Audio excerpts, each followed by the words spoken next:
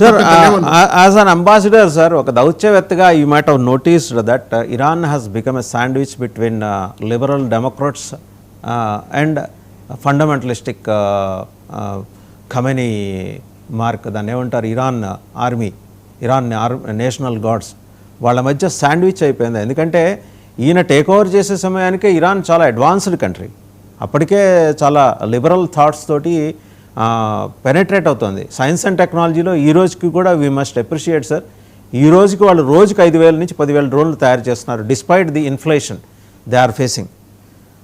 వాళ్ళకి ముడిసరుకు రష్యా నుంచి రావచ్చు, చైనా నుంచి రావచ్చు, బట్ డ్రోన్స్ తయారు చేయడం అనే టెక్నాలజీలో వాళ్ళు అందవేసిన చేయిగా ఈరోజు నిలిచారు సైన్స్ అండ్ టెక్నాలజీ.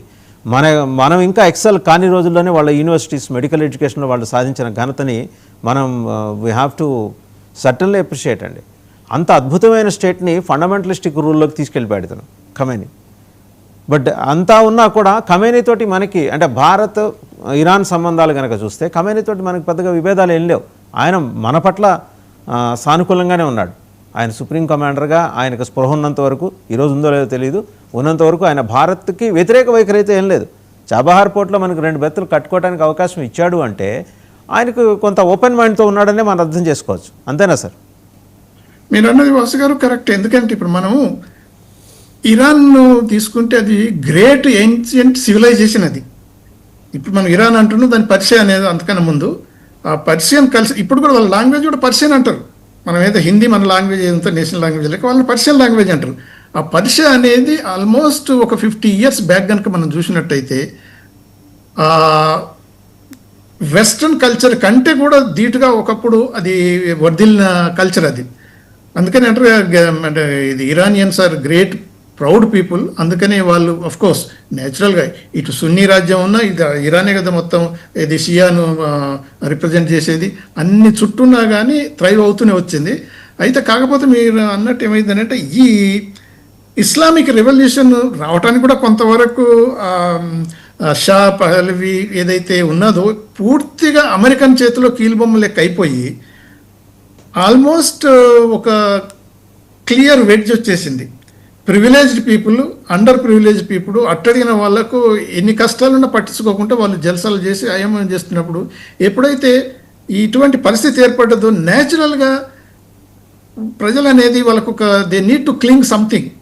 అప్పుడు ఈ రిలీజన్ పెద్ద రోల్ ప్లే చేసింది. అంటే అప్పుడు కమ్యూనిస్ట్ ఐడియాస్ కూడా అక్కడ వచ్చేసింది, లిబరల్ ఐడియాస్ వచ్చినాయి, కానీ రిలీజియస్ యాంగిల్ తోటి పోయినంత ప్రభావము ఈ ఐడియాలజికల్గా కమ్యూనిస్ట్ లిబరల్గా అంత పోలేదు.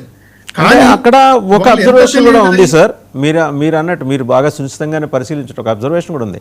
కమ్యూనిస్టుల్ని ఎదగనీయకుండా షా చేసిన వ్యవహారం వల్ల కూడా religion has taken a predominant role అక్కడ ఆ దేశంలో డెవలప్మెంట్స్కి. ఆ రోజు కమ్యూనిస్టులను ఎలా చేసి ఉంటే అనవసరంగా వాళ్ళని నిర్బంధించి జైల్లో పెట్టి చంపించడం అనే ఒక దుర్మార్గానికి షా ఒడిగట్టడం వల్ల పర్యవసానం ఏంటంటే ఒక సిద్ధాంతం చచ్చిపోయింది. అక్కడ చచ్చిపోయి ప్యారలల్గా ఈ రిలీజియన్ పైనకి రావటం, religion has taken a different shape and అది ఇంకా అష్టావక్రులాగా మొత్తం కమ్మేసింది, కంట్రీ మొత్తాన్ని చుట్టేసింది. ఆ రోజు కమ్యూనిస్టులను అలా వదిలేసి ఉంటే వాళ్ళ మానాన ఒకటిసారి ఈ సిద్ధాంతాలతో మనం విభేదించవచ్చు, లేకపోతే వాళ్ళతో సేల్ చేసేది వేరే విషయం, కానీ అన్ని సిద్ధాంతాలు ఉంటేనే అక్కడ బ్యాలెన్సింగ్ యాక్ట్ అనేది ఉండేది. కమ్యూనిస్టులు ఉంటే బ్యాలెన్సింగ్ యాక్ట్ ఉండేది. వాళ్ళని చంపటం, జైళ్ళల్లో పెట్టి క్రూరంగా నిర్బంధించడం దరిమిలా ఈ ఖమైనీకి ఆయన గురువు ఖొమైనీ ఆయన దాని అడ్వాంటేజ్ తీసుకున్నాడు. అవునా సార్? కరెక్ట్ మీరు అన్నది. ఎందుకంటే అన్ఫార్చునేట్గా 60s 70s ఈ American ruling are establishment anti communism activities ఎంతో చేయాలనుకున్నది. అలా చేసి మనం రిమెంబర్ అదే వియత్నాం వార్ అంతా అఫ్కోర్స్ ఫ్రెంచ్ వాళ్ళ కాలనీ, వాళ్ళ తరపున వీళ్ళు పోయి యాంటీ కమ్యూనిస్ట్ యాక్టివిటీస్ మేము గ్రహించలేము, ఫ్రెంచ్ వాళ్ళు కనుక వెళ్ళిపోతే మొత్తం వీళ్ళు కమ్యూనిస్టులు వచ్చేస్తారు, కమ్యూనిస్ట్ రాజ్యం అవుతుంది, అందుకని మనం ఎంత కష్టమైన నష్టమైన ఆల్ ఎఫర్ట్స్ పెట్టేద్దాం, కమ్యూనిస్ట్ను స్మాష్ చేద్దాం అనుకుని అలా దిగిపోయారు. అక్కడ అది చేయలేకపోయారు, కమ్యూనిస్టే వచ్చేసింది. ఇక్కడ కూడా మీరు అన్నట్టు ఎస్, ఇక్కడ కమ్యూనిస్టులు కనుక ఒక విధంగా ఈక్వల్ పోర్షన్ ఏదైతే ఈ పోస్ట్ 79లో కనుక ఉండి వాళ్ళకు గవర్నింగ్ కనుక ఇచ్చుంటే ఈ స్థితికి రాకపోవు. కానీ మీరు అన్నట్టు ఆ షా ఏం చేశాడంటే కమ్యూనిస్టులు అంటే అమెరికన్ డిక్టేషన్ కదా, షాకు చేయాలని చేయొద్దనుకున్నా కానీ was force to do that. కమ్యూనిస్ట్ని ఎక్కువ టార్గెట్ చేసి ఎలాగో వీళ్ళని, American policy communist first target చేయటం, తర్వాత రిలీజియస్ యాంగిల్ తర్వాత.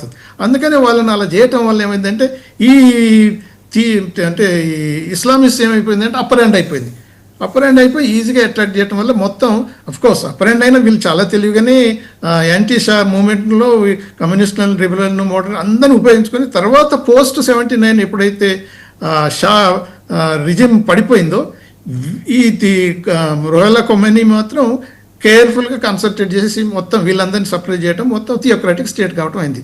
దానివల్ల ఇటువంటి పరిస్థితులు రాను బేసిక్గా ఇప్పుడు 4, 6, 7 ఇది రివోల్ట్స్ ఇలా జరిగిన కానీ ప్రతిదీ చిన్న విషయాలతోనే స్టార్ట్ అవుతుంది. అక్కడ యాక్చువల్గా బజార్లో, టెహరాన్ బజార్లో జరిగిన ఏదైతే small merchants or traders agitation మొదలైందో, ప్రైస్ రైజ్, షార్టేజెస్, అన్ఎంప్లాయ్మెంట్ ఇవన్నీ రోజుకు పెరుగుతూ కొద్దీ. అందుకని మనం ఒకసారి కనుక మనం ఆలోచించినైతే సౌదీ అరేబియా తీసుకున్న స్టెప్స్ అవుతుందో వాళ్ళు కేర్ఫుల్గా అమెరికాను, ఇది మన కిస్సింజర్ కాంచి మొదల నుంచి వచ్చిన కాంచి కూడా ఈ పెట్రో డాలర్ సిస్టమ్ వాళ్ళు ఇంపోజ్ చేసినా కానీ వాళ్ళు భరించారు. కానీ ఇప్పుడు వాళ్ళు ఈవెన్ రష్యాతోటైనా కానీ చైనాతోటైనా రూబుల్తోని తర్వాత యుఎన్ తోటి మొత్తం ట్రేడ్ చేసుకుంటున్నారు, థ్రైవింగ్. కానీ ఇరాన్ ఏం చేసిందంటే థియోక్రాటిక్ టూ మచ్ అయిపోయింది కాబట్టి రిలీజన్ యాంగిల్ పెట్టి అమెరికాని యాంటీ అమెరికా అనేది మొదలు పెట్టేసరికి అక్కడి నుంచి అయింది.